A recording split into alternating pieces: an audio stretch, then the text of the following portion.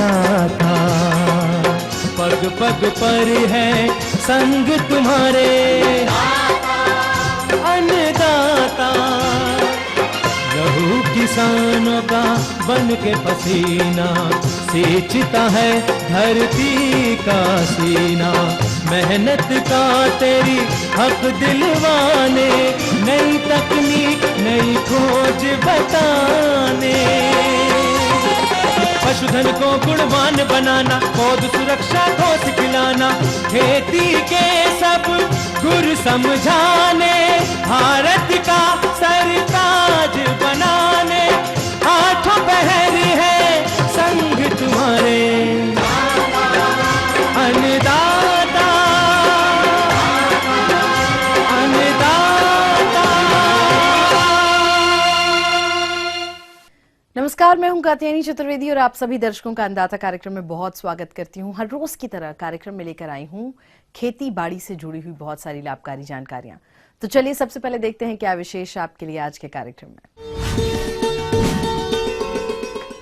सरसों की फसल को हानि पहुंचाने वाले कीट और रोगों की रोकथाम। अधिक उपज हेतु खीरा की फसल में आवश्यक कार्य।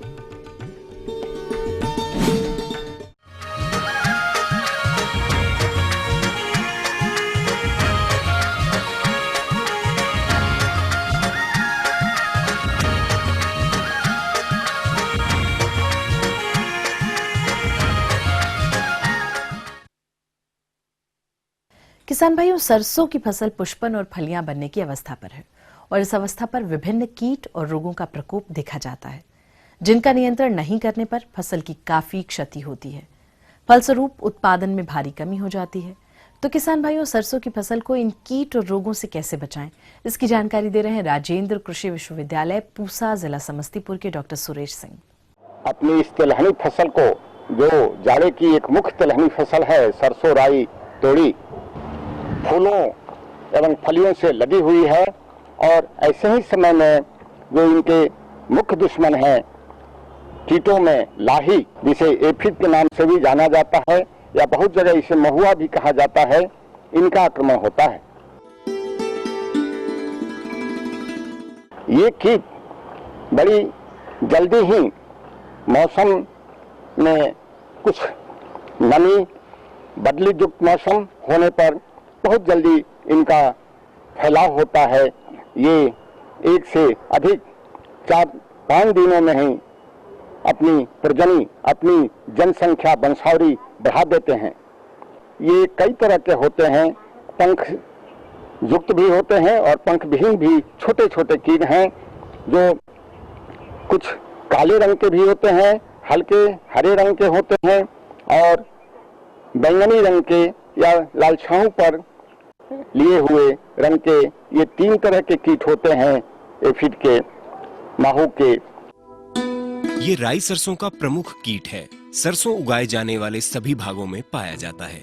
इस कीट के शिशु व प्रौढ़ पौधों के विभिन्न भागों से रस चूसकर नुकसान पहुंचाते हैं तथा उग्र प्रकोप के कारण पौधे सूखने से फलियां भी नहीं लगती हैं। इस कीट से फसल की उपज में 96% तक एवं तेल की मात्रा में 10% तक की कमी हो सकती है। तो अब हम इनके नियंत्रण के विषय में सोचें और इस पर सबसे कारगर जो दवा है, नीम का तेल का 5 ml दवा, नीम का तेल का, और प्रति लीटर पानी में घोलकर इसका छिड़काव करके भी इनको अलग किया जा सकता है। रिपेलेंट के रूप में इनको दूर रखने की ये दवा है। और इनको मारने के लिए जो रासायनिक दवाएं हैं, उन अगर संख्या अधिक हो गई है तो उनका भी उपयोग अवश्य करना चाहिए। इसके लिए मलाथियन का 2 ml दवा लेकर के प्रति लीटर पानी में घोलकर आप आसानी से अपने खेत पर छिड़काव करें। और इस तरह का घोल आपको 1 एकड़ क्षेत्र में खड़ी फसल पर छिड़काव के लिए 300 से 400 लीटर घोल की आवश्यकता होगी। फसल की बुआई 15 अक्टूबर के आसपास करनी चाहिए तथा नत्रजन की संस्तुत मात्रा का प्रयोग करना चाहिए। चेपा फसल के बाहरी पौधों पर पहले आक्रमण करता है, अतः ग्रसित टहनियों को 2-3 बार तोड़कर नष्ट कर देना चाहिए। अब चले कुछ रोग जो आपकी राई, तोरी, सरसों की फसल को आक्रांत करते हैं। इनमें मुख्य रूप से एक फफूंद अल्टरनेरिया ब्रासिकी नामक एक फफूंद होता है, जो पत्तियों पर काले काले गोलाकार धब्बे बनाते हैं और ये धब्बे जो एक केंद्रीय छल्लों की तरह उस पर बना देते हैं। ये रोग पौधों की निचली पत्तियों पर छोटे छोटे गहरे भूरे रंग का बिंदु के रूप में प्रकट होकर 1 सेंटीमीटर तक के वृत्ताकार बड़े धब्बों का रूप ले लेता है, जो तीव्र गति से ऊपर की पत्तियों, तनों व फलियों को ग्रसित करता है। ग्रसित फलियों का बीज भी प्रभावित होकर सिकुड़कर छोटा हो जाता है तथा रोग की उग्रता अधिक होने पर सड़ भी जाता है। सफेद रतुआ रोग। इस रोग से ग्रसित पौधे की पत्तियों की निचली सतह पर छोटे छोटे सफेद रंग के फफोले बनते हैं एवं इन फफोलों के ठीक ऊपर पत्ती की ऊपरी सतह पर गहरे भूरे रंग के धब्बे दिखने लगते हैं और तना व फलियों पर फफोले बन जाते हैं। अतिवृद्धि के कारण ग्रसित भाग फूलकर मांसल हो जाते हैं और इसके प्रभाव से उत्पन्न आंशिक व पूर्ण नपुंसकता के कारण बीज नहीं बन पाते। तो इस रोग का नियंत्रण हेतु जैसे ही आप इस रोग के लक्षण 2-4 पत्तियों पर दिखाई पड़े तो डाइथेन M45 मैंकोजेब जिसमें दवा होती है केमिकल, उस मैंकोजेब 2 ग्राम दवा प्रति लीटर पानी में घोल करके आप स्प्रेइंग करें और इससे आप ऐसी तरह से स्प्रेइंग ताकि पत्तियों के ऊपरी और निचली सतह दोनों पर पड़ जाए दवा और उससे इस बीमारी का नियंत्रण हो जाएगा।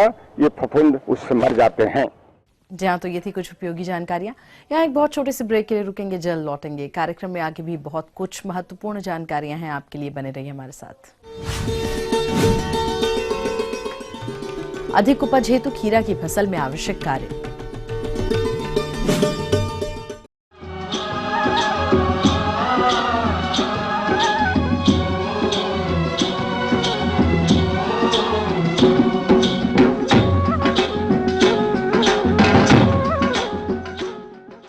ब्रेक के बाद एक बार फिर से आपका बहुत स्वागत है अन्नदाता कार्यक्रम में और बढ़ते हैं अपनी अगली प्रस्तुति की ओर।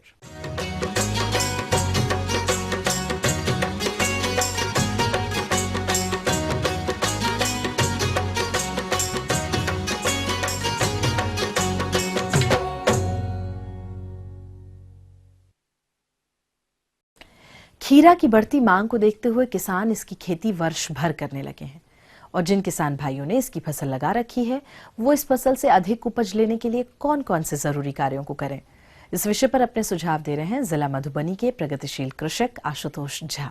जो हमारे किसान भाई खीरा लगाए होंगे जिसकी अवधि 20 से 25 दिन या 25 से 30 दिन की हो गई होगी, अभी का जो शरद ऋतु का जो खीरा है उसमें सबसे जो ध्यान देने वाली बात है, कम समय की पैदावार देने वाली फसल है और जैविक खाद का मात्रा अगर आप किसान भाई बढ़ा देते हैं उसमें तो उसका जो फल का ड्यूरेशन है वो बढ़ जाएगा और लत्ती का जो लाइफ है वो बढ़ जाएगा, क्योंकि शरद ऋतु में जो शाखाएं हैं वो बहुत देरी से विकास करती है और देरी से विकास करने के संबंध में उसका जो फल है वो भी बहुत देर से मिलता है किसान भाइयों को। और सिंचाई की जहाँ तक है तो कम से कम हफ्ते में एक बार खीरा की आप सिंचाई निश्चित रूप से करें।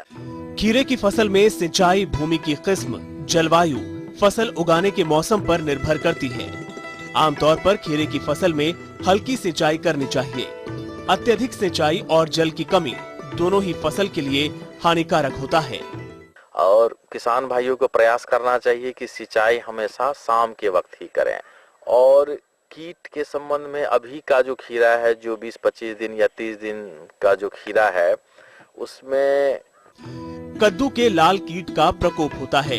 ये कीट पौधों के तने और पत्तियों को काटकर हानि पहुंचाते हैं, जिससे फसल की बढ़वार तो बाधित होती है, साथ ही ये कीट फलों को भी क्षति करते हैं। उसके लिए आप कॉन्फिडोर 1 ग्राम प्रति लीटर या अगर वो लिक्विड में उपलब्ध है तो 1.5 ml प्रति लीटर के हिसाब से आप उसका उस पे छिड़काव करें। किसान भाइयों, खीरा की फसल में मृदुरोमिल आसिता रोग लगता है, जिसके कारण पत्तियों के ऊपरी सतह हल्के पीले रंग के नजर आते हैं, साथ ही पौधे बौने रह जाते हैं और रोग की तीव्रता होने पर पत्तियां पीली पड़कर सूखने लग जाती हैं। उसके लिए आप कार्बेंडाजिम और मैंकोजेब आता है जो साफ करके बाजार में उपलब्ध है, उसका हफ्ते में एक बार 2 ग्राम प्रति लीटर के हिसाब से पर उसका आप उस पे छिड़काव करते रहें। खीरा की जो फसल है उसमें खेत बिल्कुल साफ होना चाहिए, खरपतवार मुक्त होना चाहिए।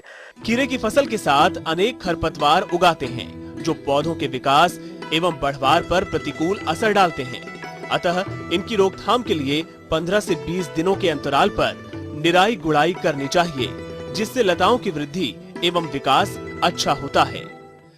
और इसके साथ ही जो रासायनिक खाद है इसको 10, 15, 20 दिनों के अंतराल पर जितना भी आपको खाद डालना हो उसको 3-4 बार में डालें।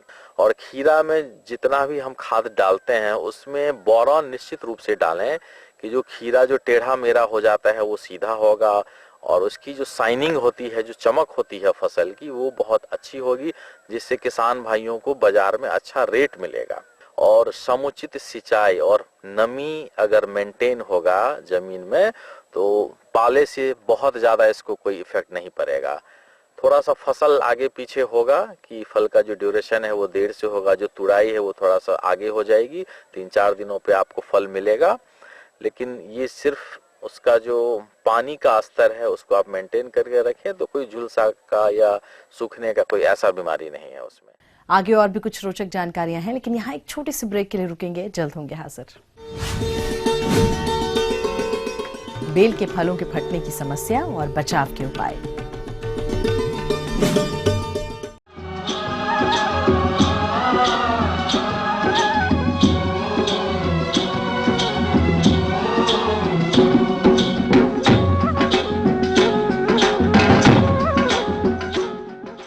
ब्रेक के बाद आप सभी दर्शकों का एक बार फिर से बहुत स्वागत है और चलिए अब रुक करते हैं अपनी अगली कड़ी की ओर।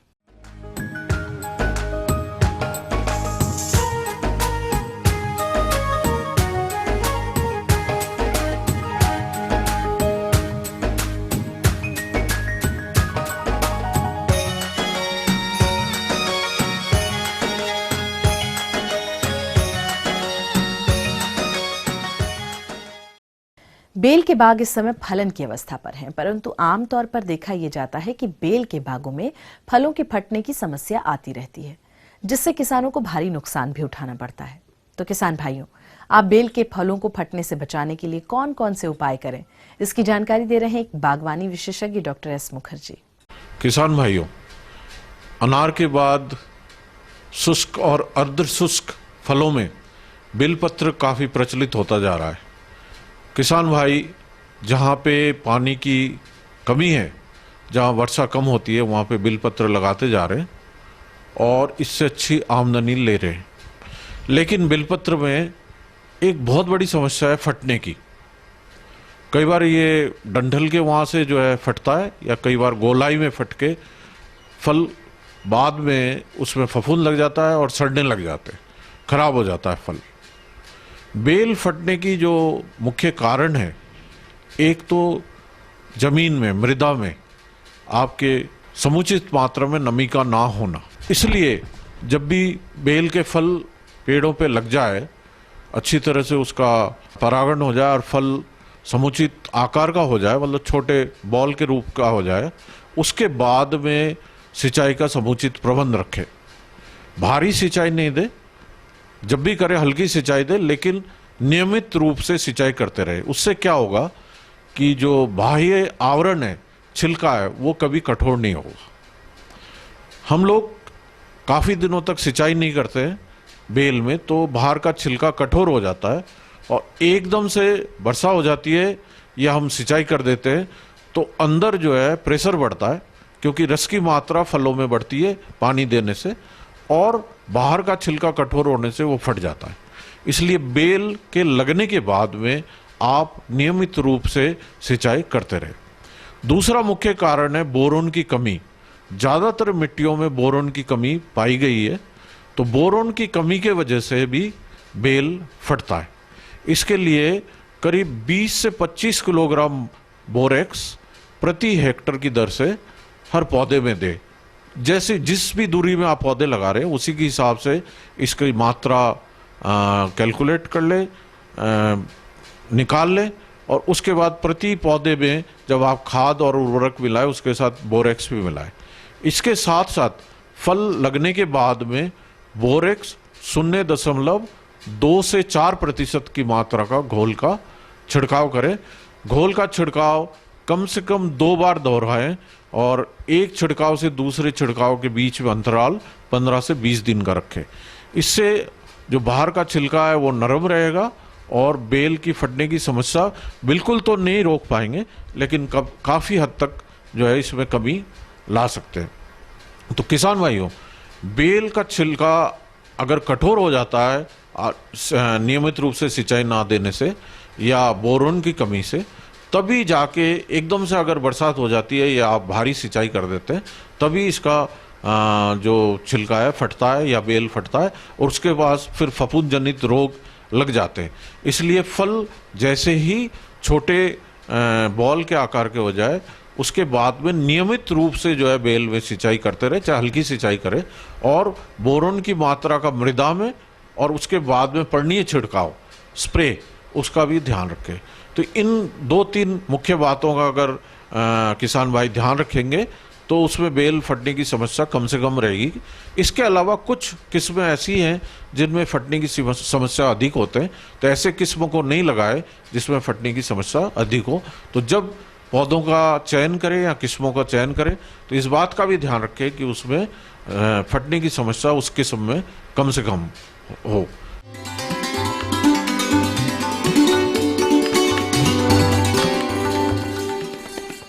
अन्नदाता हेल्पलाइन निशुल्क फोन संपर्क सेवा के माध्यम से आपके द्वारा पूछी गई समस्याओं में से 1 या 2 महत्वपूर्ण समस्याओं को हम अपने कार्यक्रम में जरूर शामिल करते हैं, और इसी के तहत आज की चयनित समस्या और उसका जवाब इस प्रकार है। अन्नदाता निशुल्क फोन संपर्क सेवा के माध्यम से पूछे गए प्रश्नों में से आज हमने जिस प्रश्न को कार्यक्रम में शामिल किया है उसे पूछा है जिला वैशाली के कृषक जयंत कुमार ने। आप दुधारू पशुओं का पालन करते हैं तथा उनके लिए साइलेज बनाने की विधि पर जानकारी चाहते हैं। तो कुमार जी, आपकी जानकारी हेतु प्रस्तुत है कार्यक्रम का यह अंश। सबसे पहले तो मैं ये बता दूं कि पशुओं के लिए हरे चारे का बहुत ही ज़्यादा महत्व है। पशुओं को कार्य करने के लिए, उनका उत्पादन बढ़ाने के लिए और उनका प्रजनन कार्य करने के लिए हरे चारे का बहुत ही ज़्यादा महत्व है। वैज्ञानिक तरीके से पशुओं के लिए जो डाइट चार्ट बनाई जाती है उसमें 2/3 रफेजेस और 1/3 कंसंट्रेट की आवश्यकता होती है। रफेजेस यानी हरा चारा और कंसंट्रेट यानी मोटा दाना, बाजरा, मक्का इत्यादि। तो इस तरह से हम देखते हैं कि पशुओं के लिए पूरे साल हरे चारे की आवश्यकता होती है, लेकिन हमारे यहाँ क्या है कि पूरे साल हरा चारा उपलब्ध नहीं होता है। तो ऐसी स्थिति में हमारे किसान भाई क्या कर सकते हैं कि जिस मौसम में हरा चारा प्रचुर मात्रा में उपलब्ध हो उसी मौसम में वो हरे चारे को संरक्षित करके विषम परिस्थिति के लिए रख सकते हैं। और हरे चारे को संरक्षण कैसे किया जाए वो विधि मैं अभी आपको बताऊंगी। हरे चारे को 3 तरीके से संरक्षित किया जा सकता है, जिसको हम लोग कहते हैं साइलेज मेकिंग, हे मेकिंग और कृत्रिम रूप से घास को सुखाना। तो साइलेज मेकिंग में क्या करते हैं कि हम 2 तरीके से साइलो बनाते हैं। साइलो को मतलब गड्ढा या घास को रखने की जगह जो है, तो गड्ढा विधि कहते हैं या टावर विधि कहते हैं। गड्ढा विधि में क्या कहते हैं कि जमीन में गोलाकार या रेक्टेंगुलर चतुर्भुज आकार का हम 2.5 से 3 मीटर का गड्ढा बनाते हैं। पहले दिन ये काम कर लेते हैं। दूसरे दिन क्या करते हैं कि जिस फसल की हमें साइलेज बनाना है, जनरली हम लोग मक्का या बाजरा फसल का साइलेज बनाते हैं जो ज़्यादा उपयुक्त होता है। तो सुबह के वक्त में जब ओस छट जाती है हम फसल काट लेते हैं और खेतों में उनको पूरी तरह बिछा देते हैं, अच्छी तरह से फैला के, ताकि उसकी नमी निकल जाए, और शाम में उस फसल की गट्ठर बना लेते हैं। दूसरे दिन क्या करते हैं कि उस गड्ढे में घास बिछाते हैं, बिछौने के तौर पे दूसरी कोई घास बिछाते हैं, और जिस फसल की हमें साइलेज बनानी है उसको कुट्टी काट लेते हैं और कुट्टी काट कर उस गड्ढे में उसको डालते जाते हैं और दबाते जाते हैं। दबाने का मतलब है कि उसके अंदर हवा नहीं होनी चाहिए बिल्कुल। इसी तरह उसमें हम भरते जाते हैं और एक जमीन से 1-2 फुट ऊंचे तक उसमें हम घास को भरते हैं। फर्मेंटेशन की प्रक्रिया होती है तो बाद में वो खुद ब खुद दब के जमीन का लेवल में आ जाएगा, इसलिए उसको हम 1-2 फुट ऊंचा तक करते हैं। उसके बाद क्या करते हैं कि जो नीचे में जो घास हमने बिछाई थी वो घास को ऊपर से फिर से बिछाते हैं और उसके बाद उस पर से हम मिट्टी और गोबर से उसको लीप देते हैं, मतलब पूरी तरह बिल्कुल सील कर देते हैं ताकि उसके अंदर ना हवा प्रवेश कर पाए ना पानी प्रवेश कर पाए। और ज्यादा सुरक्षा के लिए उसके ऊपर से हम प्लास्टिक की कोई शीट भी बिछा सकते हैं जिससे कि पानी उसके अंदर बिल्कुल नहीं जाए। और किसान भाई को ये ध्यान में रखना होगा कि वो ऊंचे स्थान पे बनाए ताकि आसपास पानी ना जमने पाए, और ये भी ध्यान रखना होगा कि सीपेज भी ना हो, बिल्कुल जरा सा भी पानी और हवा नहीं जानी चाहिए, नहीं तो क्या होता है कि वो साइलेज खराब होने का डर होता है। अगर किसान भाई को कोई असुविधा हो संरक्षण में तो नजदीक के पशु चिकित्सालय से संपर्क कर सकते हैं। वहाँ पे संबंधित अधिकारी उनको बकायदा एक प्रोग्राम देंगे, एक चार्ट बना के देंगे और उस आधार पे जो है किसान भाई अपने हरे चारे का संरक्षण कर सकते हैं।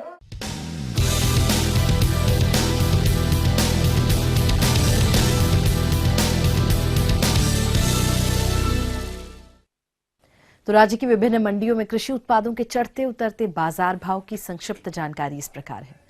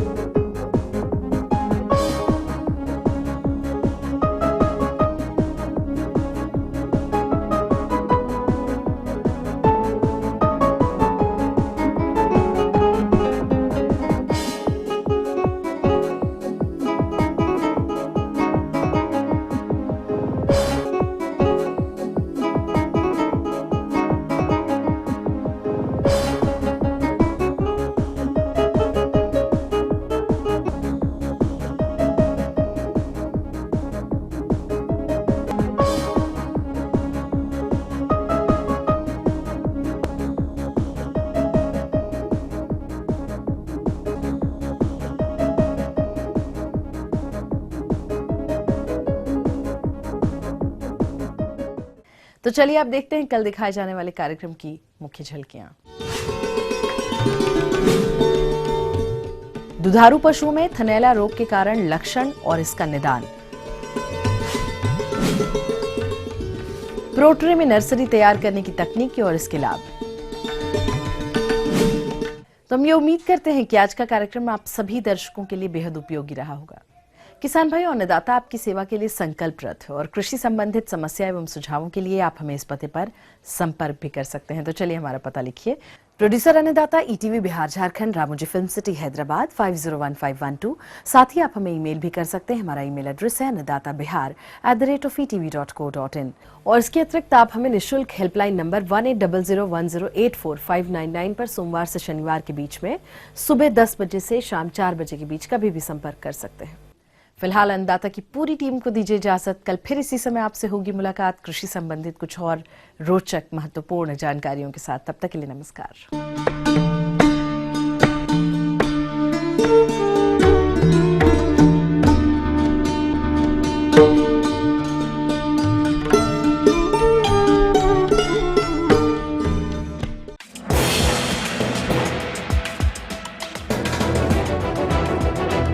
आप देख रहे हैं ईटीवी न्यूज़ बिहार झारखंड, खबर ही जीवन है।